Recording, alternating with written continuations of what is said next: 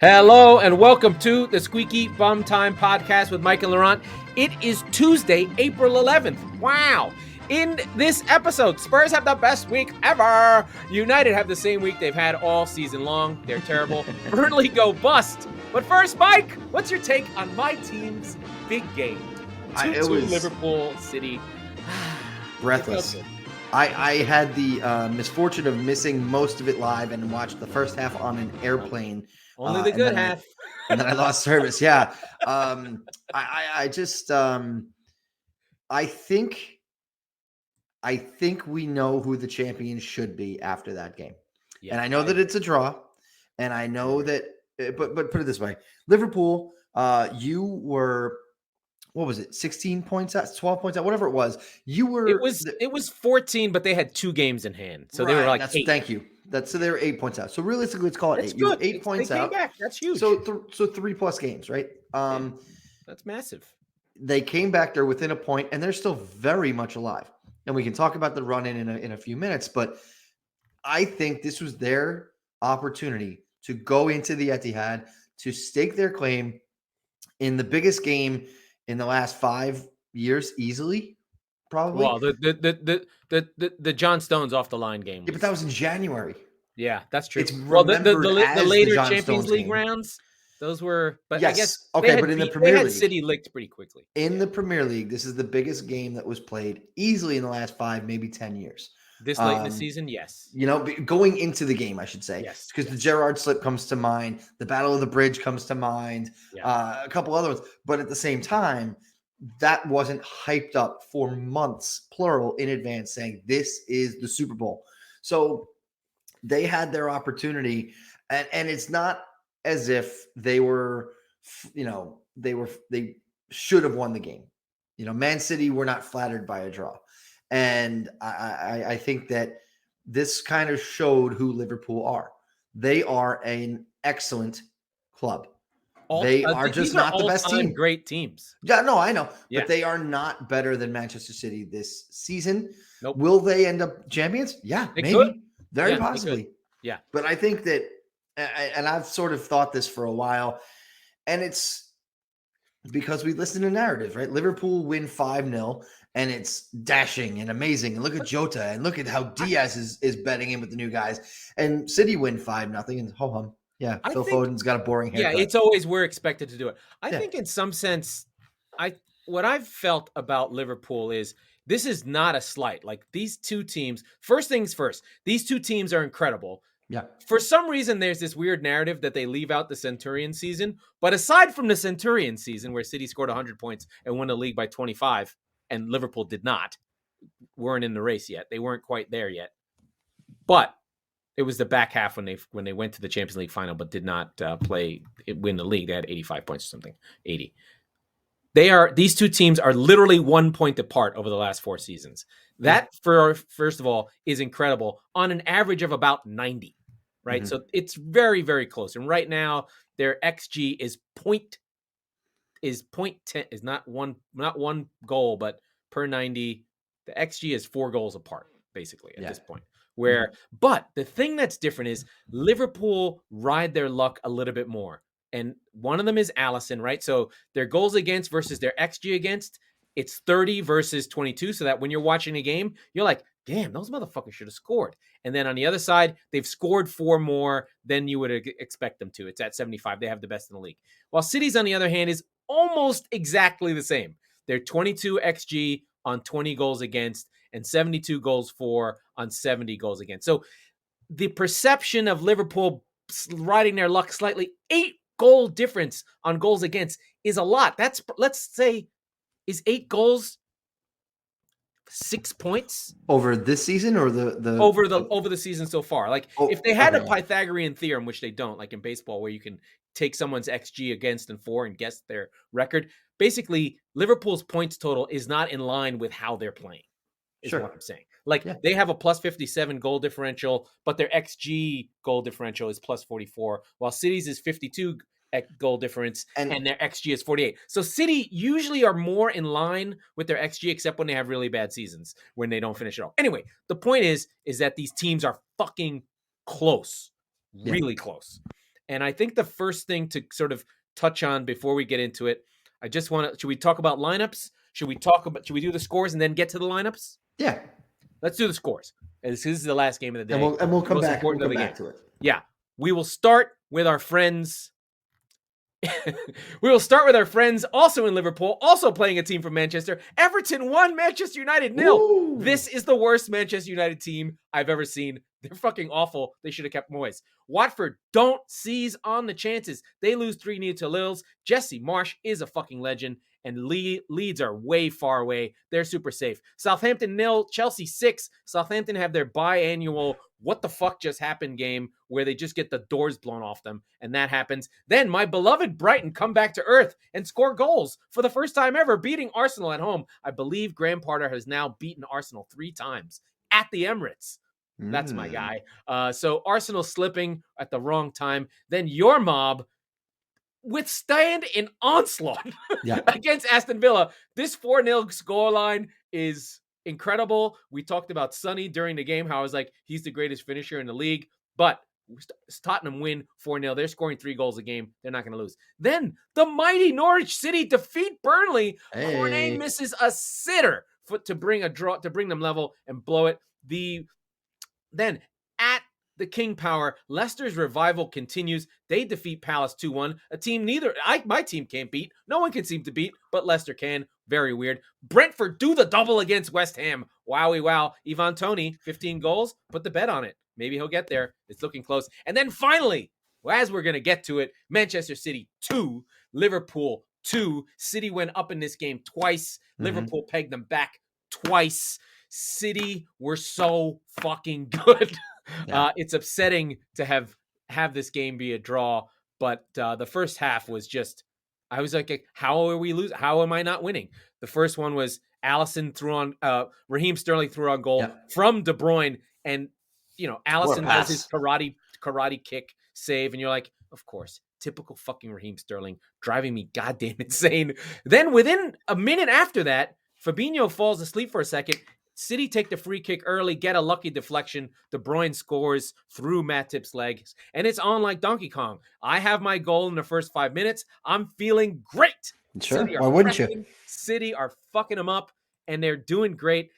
Liverpool are trying to play out, and I think, and I'm not smart enough to know this stuff, but what I felt like and what I said when I saw the lineups, and let me now backtrack a little bit, seeing Sterling, Jesus, and Foden, I knew that City were going to press, and not let Liverpool play, especially with both. They had all their pressers in. Silva, Foden, Raheem. I knew they were going to go for speed and pressing and be like, you know what? We're not going to get beat because Liverpool have the ball. And they sat on Thiago, and he did not do shit. Between Fabinho and Thiago, they just couldn't play the ball. And when I knew Henderson was there, because they just had to have that Englishness in the side, he's not up for a game like this. He's not good enough. No. And so I'd say he's the only player on both teams that you're like, you're out of place, buddy. And let's be clear. But he's a legend at the same time, right? Right. He has been in the past. Yeah. I think it's a shorter window than others, maybe, but he has been up for that game. He is a legacy play, if you will. And those, but also Spurs. Right? Spurs. He connects Liverpool to Gerrard, who connects everything together. So he's an important player, and he plays on spirit mentality alone. He's just not good enough. But he's in the game. Absolutely. And City were able to really control this game, especially in the first half. If we go through the first few moments, it's the Raheem, then De Bruyne goal, then Jota's the next play on goal. Pull one back. It's a great play. I can't lie. Trent Alexander-Arnold, incredible. The classic fullback to fullback pass. Robertson across field into the corner, into Alexander-Arnold, who cuts it back. Somehow Jota's free. He puts it in. Of course, that makes sense. But then Jesus has another one. Rodri has another shot blocked. Well, somewhere in here, you have the scare moment from Ederson. That was amazing. I don't even know where that was. So it was right around the 20th minute or so. Yeah. And for those that didn't see, who passes Diaz, I guess, passes it back Diaz to wasn't playing, but yeah, Stones maybe. Stones. I'm sorry, Stones passes it back to Ederson. And I think he was of two minds, right? And Jota is barreling down on him. And he basically shanks his clearance into the ground. Right. Well, no, he misses entirely. It's almost like he aborted the pass like 2/3 of the way through, and he goes, It was "Oh amazing. shit!" And the ball is casually rolling towards the goal he's line. So chill. He's definitely smoking weed. I mean, the tattoos didn't give it away. Like the happy face on the neck, that really gave away the feeling. Would that have been the worst own goal ever? Ever. Not close. Ever. Yeah, it would have been bad. Yeah. But he was so chill, and his distribution was incredible. I think that was one of these moments where you saw Alisson's strengths in that he made really big saves, but he couldn't seem to kick the ball to Liverpool players. And City were just second balls. I mean, it was frantic. It was classic Bernardo Silva. He was playing deep in a double pivot, but he could run up and down. So he's there with Rodri in the buildup. So City have that protection, and he's all over people as usual. Again, not passing the ball forward, not shooting, totally normal. De Bruyne running the show. They were kind of playing like this 4-4-1-1 where De Bruyne was able to look up, be where he wanted to be, and be like, "Where's Raheem?" And he was just fucking running. Foden, I thought was quiet, but I know he was doing off the ball work. Like you kind of know he's doing his thing. He had a couple of really nice touches that were like flippity do, get out of trouble kind of moves, where you're just like, man, you filthy fucker. And he was doing that. You know, the Jesus goal was really, really fucking good. Classic Alexander-Arnold. Now, here's the big debate that I have. I hammer on Alexander-Arnold as a bad defender. He's probably not a bad defender. The issue is that he's the weak defender of the team. No, he's the bad defender, but like it's okay because he puts. But I mean, is he bad? Is he bad relative to other fullbacks, or is he bad? You know what I mean? Like, it's just because if you're going to attack Liverpool, it's going to be on his side. Because you're not going to attack Robertson. You're not going to, and it's. Well, let me ask you this: take him off of Liverpool, then, right? Put him on Spurs. Put him on Leicester, right? He gets lit the fuck up. He's not a good defender. Yeah, it's okay. Van Dijk. He's incredible at every other way. Oh no, and nobody is under any illusion that like he's not one of the best free kick takers in the league. He's not one of the best, crossers of the ball. Yeah, but man marking, defending, not his. Yeah, he doesn't pick up Jesus, and Jesus in classic Jesus fashion. I thought he was, along with De Bruyne, he may have been man of the match. In classic Jesus fashion, he never scores the goals you expect him to score, but because he's literally the worst XG goal scorer that City have over the last 5 years. Yeah, it's like, but he scores the amazing goals. Like the ones that are 0.1, he's all over it. The ones that are half a goal, he misses. He's the Che Adams of the top six. Oh, yes, he is the Che Adams of the top six. But he was really good. And there were like so many moments where you're just like, these are places that were City goals. You know, I thought Cancelo did really well in his one-on-ones against Salah. And then the second half was more tight. Well, it didn't start that way. No. But in general, right? What the goal comes because Kyle Walker just in classic Kyle Walker fashion is like, I'll catch up with him. All right, and so where I picked this up, right? My flight takes off and I don't have Wi-Fi, so as we're climbing altitude, I see Jesus celebrating the goal, and then it kind of gets glotchy, and that's it. I got nothing. And so I went, good. I'm glad that somebody is winning at halftime, because then that means the whole second half is going to be just as frenetic as the first half. There's no way. But Liverpool ended that freneticness fucking 35 seconds into the second half. And so now you've got the tie game again, right? Where imagine if Jesus doesn't score, then it's a staring contest, right? And so that's basically what you ended up having. Well, there was a big moment. There was a VAR Raheem Sterling finish. That was brutal. That was again. It was a shoulder forward. There was one Salah shot that I think that he shot wide. That was shot wide. That was off you would have Stones, felt like he would have scored. No. It was off of Stones, and it was very clearly, even at regular speed. Oh, right. They didn't call that's it. A corner. Yeah. And he was incredulous, rightfully so. And I just think about VAR in general, and we're not going, don't worry, folks, we're not going to go into a full divulge. I did this I'm already. not going to let Laurent do it. But here's the thing. I fucking hate it.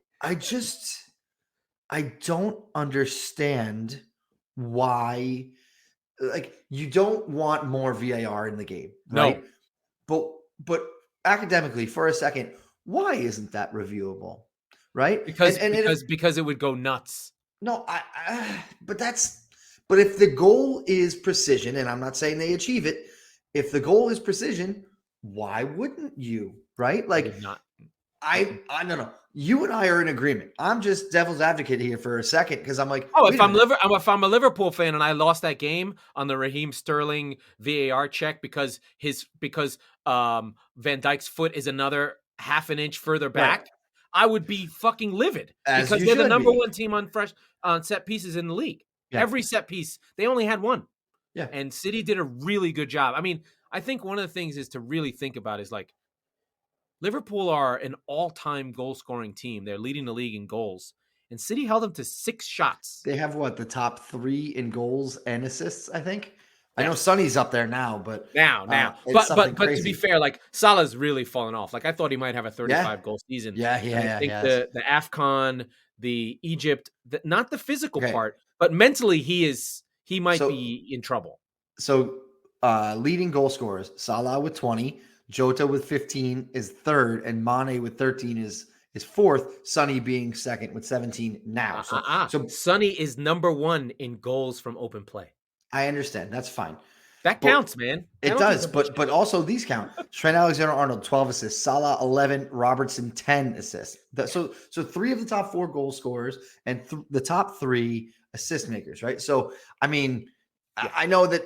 We don't look at individual stats nearly as much as we should. That's probably something else that the English don't do a good enough job of. I think it's actually it's good, but I don't think that it always tells the story. Like, no, it doesn't. Because especially City are right there, and like basically at 10, they have 5 guys with 10. I know. Yeah, it's a depth thing.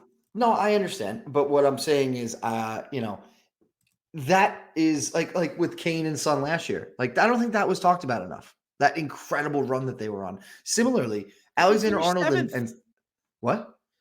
Because no.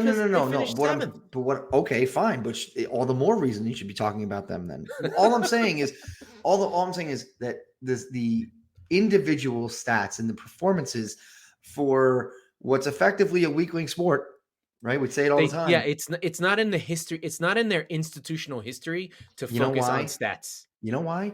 Because the Premier League's only 35 years old. Yeah, that's why. But they could go back. And I think the other reason is that, you have things like, how does Jordan Henderson win Player of the Year?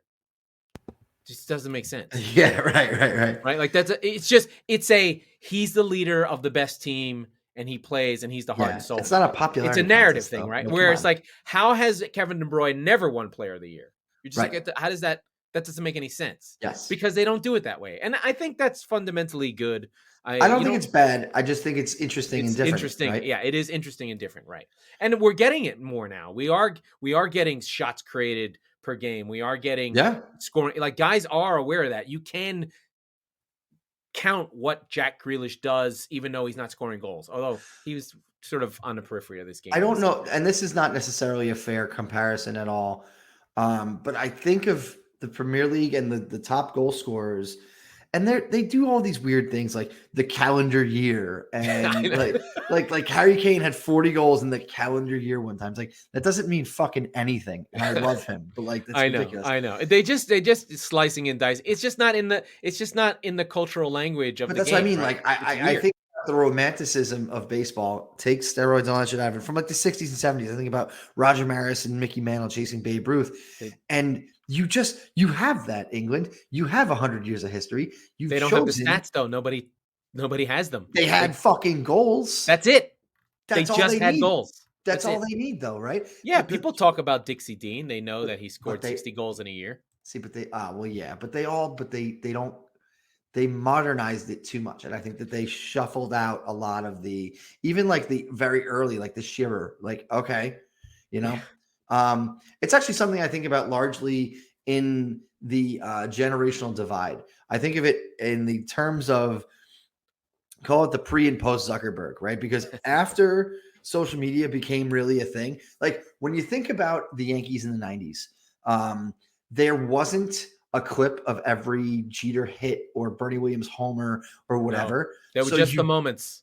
Right. So those moments live, but like there's often so much that's lost, whereas now everything is over documented and everything's oversaturated. It's the reason why anyone even thinks for a second the idea that Maradona is better than Messi is fucking absurd. Right, but it's because he has 2 moments. His jersey is about to sell for £5 million, and he has Sotheby's. 2 frozen goals in the same 10-minute clip that he has over history. We have all goals that Messi has ever scored since he was 12. And like you look at Maradona's stats, you're like, well, he had a 20-goal season. Like how? I don't get it. Oh, but you don't know. I'm like, okay, fine, whatever. But he did so much cocaine. Yeah. And back to our game before we get into our digressive things that are amazing. I do want to wax about Kevin De Bruyne.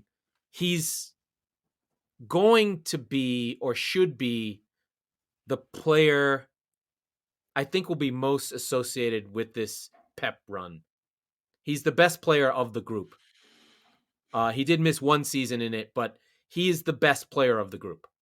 No, I think so. I'm just trying to think who else would even have. It was Silva or Aguero. It's Aguero. Who else it could be for me? Company. Yeah, but they were from before, right? They're from 2010, right? They're from all the other teams. But this Pep group, I mean, De Bruyne was with Pellegrini, but it's either him. We know. So the first season of Pep was Stones. What about Sterling? Sterling was already there. I don't think so. I think Sterling's ascendancy happens because of Pep, because he recognizes what Sterling can do, which and Fernandinho was there already. Yeah.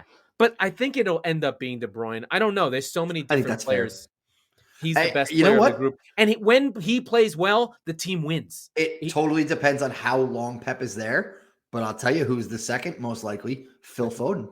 Well, we'll see. He'll live after, right? I think, but if Pep is there another 5-6 years, De Bruyne's not going to be there more than 4. No, he's on. I think you'll start to see him fade. I think having seen what we did at the Euros, I'm so happy as a neutral to see Kevin De Bruyne be able to have the season he was having, because it looked like we were watching the end of an era there. Because he played with cortisone in his City ankle. Thought it. Right. Yeah. City thought that because they bought Grealish. So I don't think this narrative has come up yet, but this is the one I say when people go, "Oh, Grealish is bad." I'm like, well, he's not for this year. You spent $100 million for next year, yeah, because when we try and replace De Bruyne, it's not going to exist. So we're going to make him before we need to make him. Anyway, so the game's incredible. I think from a season perspective, there's a couple more chances. The Mahrez chance, he hits the post. De Bruyne hits the post. There's De Bruyne hitting the post early in the second half, and then Mahrez hits the post on the free kick, and then at the end, I don't know what the fuck he was doing, but the pass from De Bruyne is incredible. Oh my god, that was the best pass he made all year. And I've got a fly that I'm dealing with.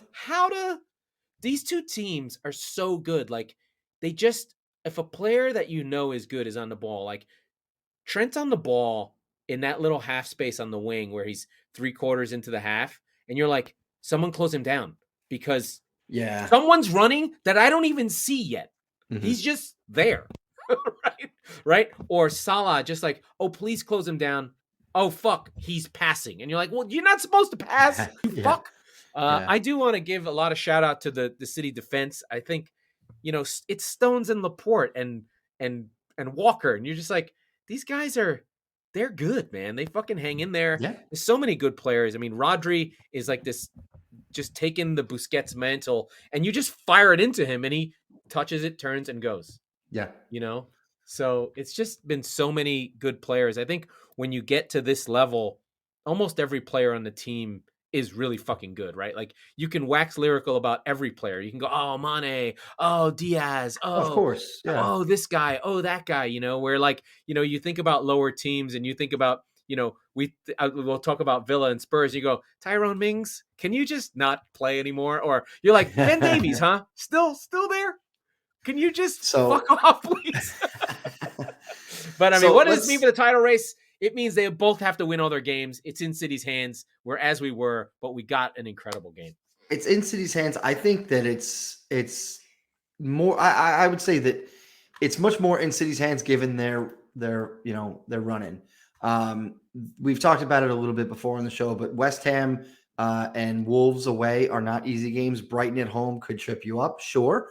Those are the 3 tough games that City have left with 7 to play. Yeah, and I think the other issue is City can have games where they don't score. That's the scary part. Absolutely. Okay. So the draw is what's in play. Sure. But looking at Liverpool, they have Man United and Everton, who is a great segue. We'll talk about that in a second.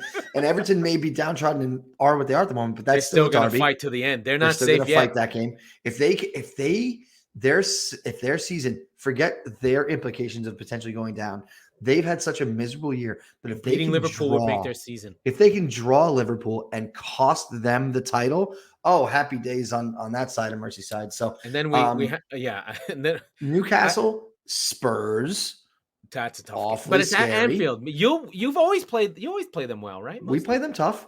Tough. And Wolves, they also have Wolves. So I mean, look. There's a lot of Wolves, Aston Villa. There's a lot of Birmingham in this thing. Yeah. Also, they play next weekend in the FA Cup semifinal. And very possibly in the Champions League semifinal. So final, whatever. Yeah, I can't fucking deal. No, we have Real Madrid or Chelsea. Right, that's right. So that would be in the final. That would be hilarious. I don't want to play Chelsea. Please, I'd rather lose to Chelsea's Real not gonna make it. Where you can go, we lost to Real. Okay, that's fine. Yeah. It's like a name brand. It's not like Chelsea and their fucking German Teutonic douchebag. So we move on to Everton. Yes. Last week we spoke a lot about Everton. We spoke a lot about Burnley. We covered the drop. We looked at Everton's schedule and we're like, they're never winning another fucking game again. Mm-hmm. And they're at home. They're playing Man United. And they have one player. Everton have one player, the young guy who's a homegrown boy whose name I'm forgetting off the second. I think he's one of these. He's one of Anthony the army Gordon. one of the army of 3 named people. He's not. He's only got Anthony 2. Gordon. Excuse me. Yeah, there's another Calvert-Lewin or whatever. He scores the goal on a nice little play. It's well taken, and just United they're done. Yeah, they are cooked. I mean, we got a lot of mileage out of Ole because I laughed at him all year. I thought, Rangnick, there was some level of bounce where they stopped losing, but they weren't winning, but they weren't playing well either. And now they're just done. Like, They're cooked. This team is bad. Yeah. They lost to fucking Everton in the relegation zone. They can't get up for this. The top 4 was there. Mm-hmm. There was no reason they shouldn't get it. Absolutely. And Ronaldo's on the team. Don't tell me it's not Ronaldo. What the fuck? I mean, it's an incredible. It's almost. It would be a bigger story if we hadn't been talking about it all year and they hadn't been this way all year. Just like, what the fuck is going on with this team? It's shocking. I think, and I don't think they're getting out of it. I don't think Ten Hag is the answer. In fact, if I'm Ten Hag, I don't take this job. It feels like it's career cancer at this point. Yeah, you're fucked. What has to happen is someone has to come in. I know who the perfect guy would be for the job, by the way. And completely clean house. Have some uncomfortable conversations. Culturally, but like in a big way, right? No, culturally and financially. Be like, you know what? I don't even care what you're paying him. He's not going to even come near my team. He's not even allowed to train with them because I don't like the way he carries himself. That kind of shit. The way that, I don't know, Antonio Conte did to Tottenham. Oh, right, that guy. Yeah. Yeah, but he's not a Man United manager. I'll tell you what, if Ronaldo didn't score that goal, it would have been Ole's ass on the ground and not fucking Nuno, and then you would have had Conte. And you know what? They'd be 4th. They might be They third. would be. But it would have been – he would have thrown people under the bus because he would have gotten some of these bad performances. You know what? It would have been Ali Frazier because you know who he would have thrown under the bus eventually. He would have came right after Cristiano. And everybody in the red side of Manchester would have clutched their pearls. But deep down, they would have known He's right. Yeah, I think the thing that's interesting about Spurs with Conte is I think inside that Spurs team is that hardworking Pochettino team. Yeah. It's in there, right? When they would lose, it wasn't because they weren't working hard. It was just that guys would make mistakes, right? Like, or in late Pochettino, they were kind of out of gas. Like they just couldn't bring it again, right? They couldn't go again. Like, and then the Eriksson thing kind of dragged them down. Harry wasn't really ready to do more. I mean, by the way, I watched the Lyon game in the fucking in the Europa. Tanguy Ndombele is fucking incredible. He's the best player. Where is this person? Let me be very clear. Every time I talk about this player, every single fucking time on the show, what do I say? I say he is the best player on the pitch, regardless of who else is on the pitch on either team. He is so phenomenally fucking talented, and he can't be bothered. He doesn't give a shit. He doesn't fucking care. He doesn't try. And maybe he just wants to be in France. You know, maybe not it's even just his thing. No, not even because before that performance, he was fucking milking it for 3 months and too. Like he doesn't give a shit, dude. Oh, can you give me let's stop for a second before we go more into United. What we have more on the rundown. We're all over the place, but this is fun. We'll talk about Arsenal, Spurs' greatest week ever. But can you talk to me about how you feel about the Spurs loan army that's everywhere? Lo Celso killing it in fucking Villarreal. We've got Juan Foyth anchoring the back at Villarreal, defeating Bayern Munich. Etienne Capoue, former Spurs. Yeah, they're that's all the out third there. one. Thank you. They're everywhere. Gio Lo Celso, let me be clear, had a man of the match performance against Bayern Munich in the Champions League knockout stages. Amazing. In the quarterfinals. He was incredible. So I look, you know, he doesn't work in the Premier League, but at the same time, death taxes in Tottenham making a signing and then sending him on international duty in South America. And the dude just gets shanked, and his whole first fucking 6 months with the club is for shit. It happened to Romero. It happened to Lamela. And then of course, like we talked about, Ndombele really good for Lyon. Do you feel like it vindicates Levy? Like, oh, those were good signings. They just something didn't work. I'll tell you when we get something for him. If we're going to be able to get basically what we spent for him, great. Awesome. No harm, no foul. Now go pay Juventus for the rest of Kulusevski, please, and the rest of Betancourt. Oh, those dudes. And technically Romero is a loan. Right. It's kind of funny that like basically Daniel Levy, the way that he chooses to do business, and this goes back to Lo Celso as well with any big working the angles. Big expenditure. No, well, sort of. But effectively what he is just like a fucking teenage girl with a credit card for the first time. Like, oh, I don't have to pay it all right now? No. You pay it later. Oh, when's later? It doesn't matter. Right? So that's what happens. Now, we're going to go into this window, and we've got Romero. We've got Kulusevski. You don't really need much. You need one defender and a holder. But the point is we have to pay for all three of them now. Yeah, it's all right. Right? But now it makes sense because you're good. No, now it makes all the sense in the world. But what I'm saying is that I don't know if we have any extra other funds, or unless we're going to continue to do the credit card thing, which is fine. Which is fine. Yeah. But like, so you're already 180 in the hole. Yeah. So we talked about United. Let's talk about your greatest week ever. So United drop. Yeah. Do you want to go West Ham or Arsenal? No, let's go with West Ham. Let's work up to Arsenal. And the best part about West Ham is that my good friend and yours, Christian Eriksen, was the undoer of West Ham. It was fantastic.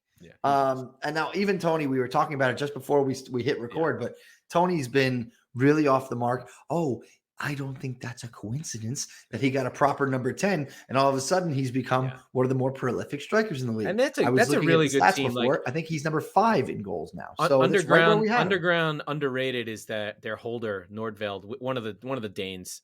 He's number 1 in tackles, number one in interceptions. He's basically like a giant white Conte now. And he just holds them down, and he does go box to box. So one of the things that I find interesting, and I think is something that can happen, like we have it with Wolves and we have it now with Brentford, these teams that are centered around a specific country's culture.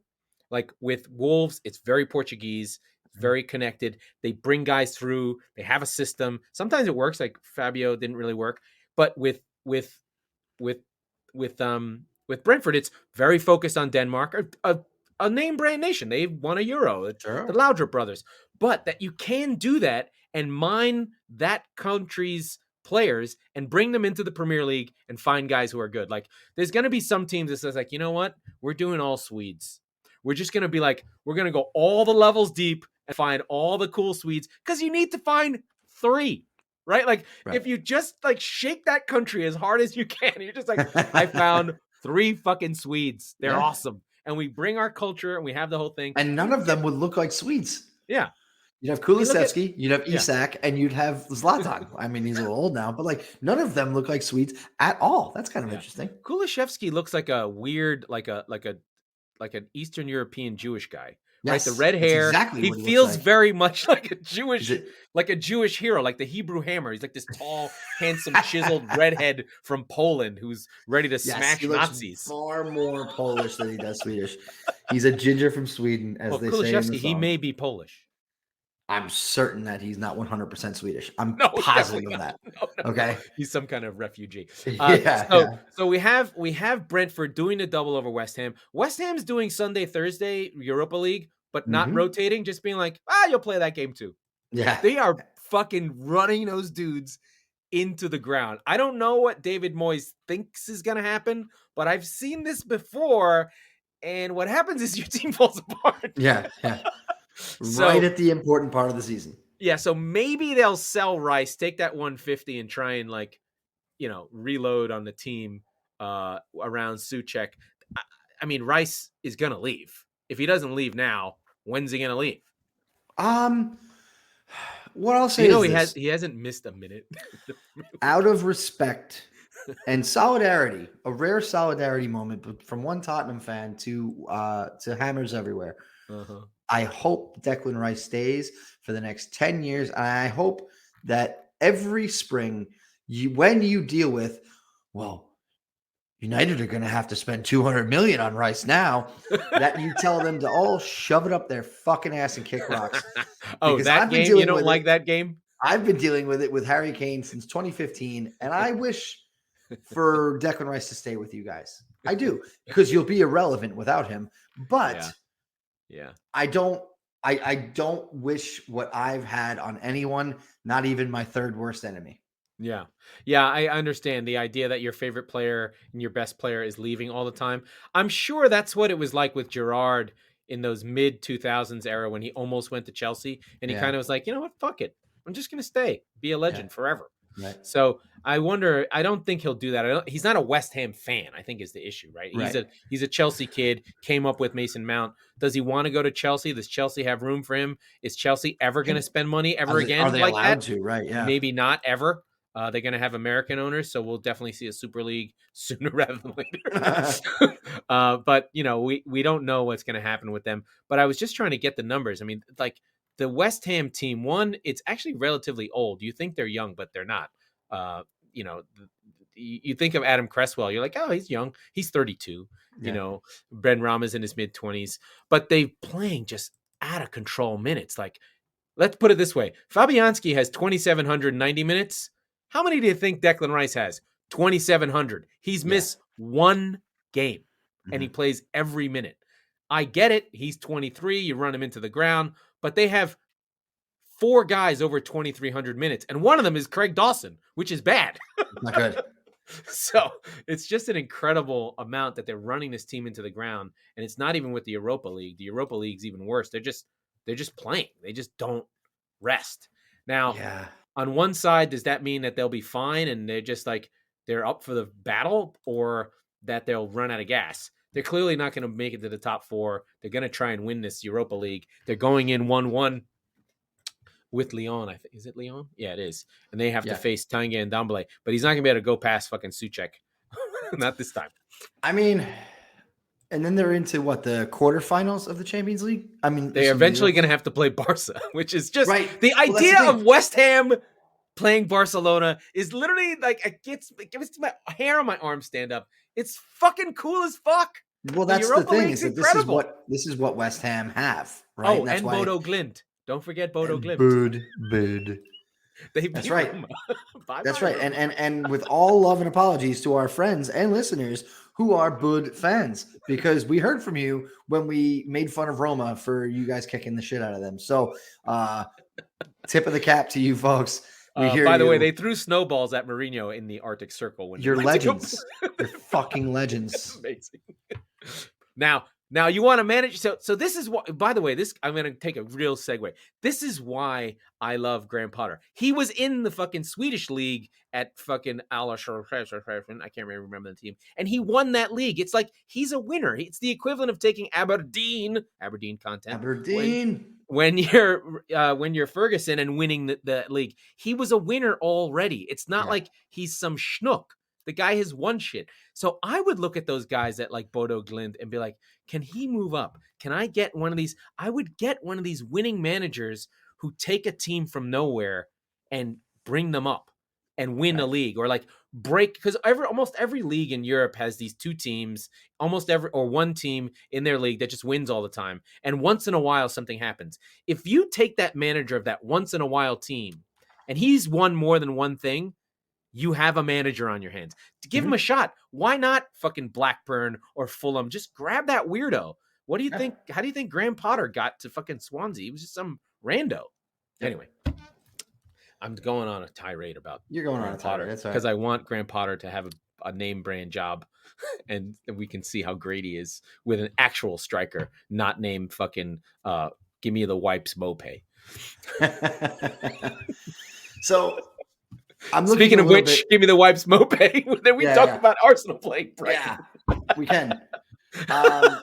And obviously, so Arsenal fans are losing their shit because the expected goals for this game, I'm trying to find it, were a lot to a little, 1.98 to 0.77. And obviously the game ends 2-1 to Brighton and not to Arsenal.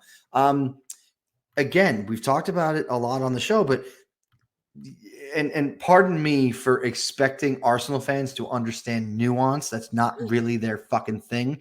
But 65% possession, you're down for what? When did they score? 28 minutes in. So 2/3 of the game, you're trailing, you're attacking, you're on the front foot. And this is what we said about Brighton for the majority of last year. Why are they such XG darlings? Well, they're losing a lot. They're on the front foot. So, you know, and you're going to have the VAR complaints about the Martinelli goal. I'm washing my hands of this. I'm not saying you're right or wrong. You got to keep kicking on. It's 1-0 at that point. It's just, you got to be more resilient. I'm sorry. It's happened to Spurs. It's happened to City. It's happened to everybody. The other issue is that, you know, the midfield of Arsenal was depleted. They put Lukongo in there on his own with Odegaard and Smith Rowe. It doesn't really work. And Xhaka at left back, who ends up going into the midfield, and they just play a 3. Against Mwepu, who was a weapon. My guy Basuma, who you should have in your midfield, and then this Calcedo kid who Brighton bought 2 years ago and have been bringing him along. Those dudes were just like, not today. You're not getting that ball. Nothing's going to Lacazette. Everything's gonna come from the outside, and they just dominated them. And you know, one of the things that happens with our guys in Brighton is they have moments, right? They do create chances, and when they take them, you're in trouble because they can defend. This is a good team that basically went on a we can't score drought. They scored 2 goals in 3 months. And then you got to be on the back end of Brighton coming back. Now, it's deceptive because they have the same amount of losses as Arsenal. They just have 13 draws. No, I know. So Brighton are actually a good team. It just they have Arsenal's number. And then I think the other thing is, it is still a young team. I'm going to make my apologies for Arsenal. I understand. They're young. They can't sustain that run. But that's the thing. They did, right? Everything in this game says they were the better team. They should have won. Well, guess what? Has that ever happened to Manchester City before? Has that ever happened to Liverpool? Probably not to Liverpool, but has that ever happened to Tottenham? This shit happens, okay? Yeah. It's happened to Tottenham multiple times this season since Conte took over even. And all you can do with your 3 big chances missed and your 20 shots is to walk away and go again. But and I have no doubt that Arsenal Football Club will be able to do that. But the fans fawning over expected goals and putting the points in the right column because of that. Get the fuck out of here, dude. Like, this shit happens to every good team, frankly. In fact, this is almost a compliment to Arsenal to say, yeah, they played the fucking balls off of them and they didn't win. That sucks. That's what happens sometimes, really. Yeah. You had 4 shots on target. I think the issue for them is just like Lacazette doesn't score goals. 2. He has 2 goals from open play this year. And Nketiah doesn't score goals. Yeah. And as much as they got a lot out of Martinelli and Smith Rowe and Saka, if you're counting on your wingers to score goals, sometimes you're not going to score goals. Sure. You need that moment. You need those strikers to chip in if they're connecting kind of guys. And I know every Arsenal fan knows this. This team just doesn't score enough goals right now. Mm-hmm. Aubameyang is still 3rd in shots on goal for the team, and he hasn't played in 4 months. Yeah. Right? Like, that's just not going to get it done. Yeah. And they just have to find a way to find someone on the team who's willing to shoot. Like, they don't have anyone shooting more than 3 times a game. And they don't play Pepe, who's the kind of irrational confidence guy. I just don't like he's another winger. They basically have 10 of the same guy who are all really good from the left and the right side. They've got Smith Rowe and Saka and Pepe and Martinelli. They should trade 2 of them to get one who plays hard to find these players. I think one of the things that's interesting that happens in football is there's a lot more identifying of talent and finding the good players, but they're all going to be really, you find that really good technical small little kid, and when you end up with him, you stick him on the wing. Yeah. Where's the big hulking striker kid? Where do they do with that kid? And especially if he's technical and can play, now they put him in the back, right? Because, I want to play out from the back. Where do you get a big striker to score goals now? He's not easy to find. You either have to take one of these wingers and be like, no, you're fucking staying here learn how to play with your back to goal, or hopefully they're small and then they have this moment where they have a weird growth spurt, which is why I think about my guy, Liam Delap, who's not playing. And I just think some smart team is going to grab him off City for $20 million and just be like, hey, look, it's 1995 all over again. And there's my Alan Shearer. Right. Or we'll try to, right? I'm just hoping it happens because seeing him play, he's like a shit Erling Haaland. And that's good, right? It's good. It's still very, very good, right? Yeah. Give me a shit Erling Haaland any day. Here's hoping that team is not Arsenal, because I do think that they're a striker away. And they have a lot. They have a lot of glue on that team. You've really got to reinforce. You can't have Xhaka at left back. You probably shouldn't have Xhaka on the field. They did lose half the. I know. And these things happen. These things happen to good teams as well, right? I'm not going to cry for Arsenal. The other one is happened to Spurs. I do wonder if guys like some of these Serie A strikers, like, does Tammy Abraham come back? Does someone go, we know he was good at Chelsea. Can we get him right and bring him back into the Premier League? Can you cut rate, grab someone like, does Chelsea have a fire sale? Can you buy Lukaku off them for 60? Yeah. Maybe he doesn't care. He doesn't care about Chelsea. Will he go to Arsenal? Not anymore. Right? Not anymore, right? They fucked him, right? I want to go back to Inter. Good luck.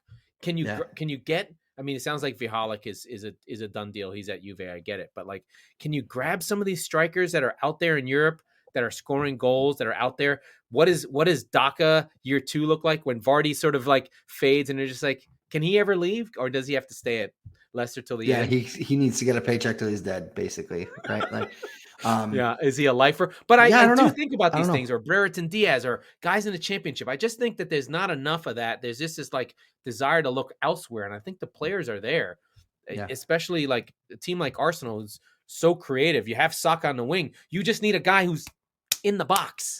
They have, ironically, a very similar problem as City. They're in a shit version of City, which, by the way, is also good. That's what Arteta is, right? But yeah, it's interesting. And as you look to their North London rivals, my friends at Tottenham Hotspur, very good right now. they're all right. Well, let's start with the Arsenal fan angle. We battered Brighton and we lost. Tottenham got battered by Aston Villa and they won 4-0. How does that compute, right? Well, first of all, Hugo Lloris stood on his absolute head in the first half. There was seven saves. There were some shots. 7 saves in the first half. I think maybe even 8. But if you look at the going back to XG, Aston Villa's XG in the first half was 1.43. Okay. I mean, you just have to go into FB Ref and just look at the first half. It's all. Oh, it's 14-6 is the shot attempts. Okay. I looked. Yeah. And so Spurs get the early goal from Son, and then they just capitulate, to be quite honest. And it was something we've seen a number of times from Tottenham. It just this time, everything but for Villa. And Conte gets them into the locker room, rips them a right new asshole. And who's that man? Kulusevski, right off of halftime, 5 minutes in, takes a ball in and really has a tremendous finish. And now basically Villa goes back into their corner and effectively they ran out of gas. But a word about my friend Harry Kane. That knock on with the look over to Son is fucking incredible. So for those who haven't watched it, because you were watching, it's so good. I can't take it. From I believe Romero plays it on the wing. On the wing, plays it into line. the midfield, around the halfway line. Thank you to Kane, who while the ball is coming to him in the air, turns and looks to see vaguely where is Son. Now he does this often with the ball at his foot. But it's a half a second and Son's running. Yeah. The ball is at his foot often, and he goes, right, you're over there. I'm going to put it in this area. Son's going to go get it, and Son's going to score, right? That happens a lot. It's happened probably 15, 20 times over the last year and a half. Yeah. But this time, like you said, he just glances real quick and heads the ball into that area the same way he would do with his foot. What's amazing about it is it's not even towards Son. It's the opposite. It's like a curved pass with his head. It's like a through ball. Yeah. Yes. But he flicks it on the other. The defender is on Son's side, and he flicks it the other side of the defender. It's incredible. It's just like he's next level playing, right? Like Harry Kane right now is just like every week. He's so fucking good right now. He's so fucking good right now. Now, but here's the thing that I wonder about: is it 5 years with Son? Where are they symbiotic at this point?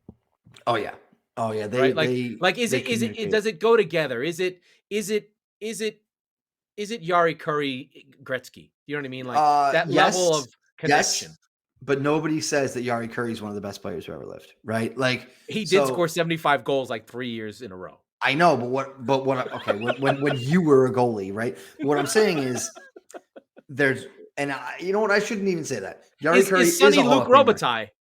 Yes, exactly. Okay, thank you. Is Luke Robitaille, is Yari Curry that player without Wayne Gretzky? Of course not, right? Yeah. They're really good, but they're not holy shit record setting, right? So, and that's kind of where Son and Kane kind of have ascended to, at least. Or is he really just Bernie Nichols?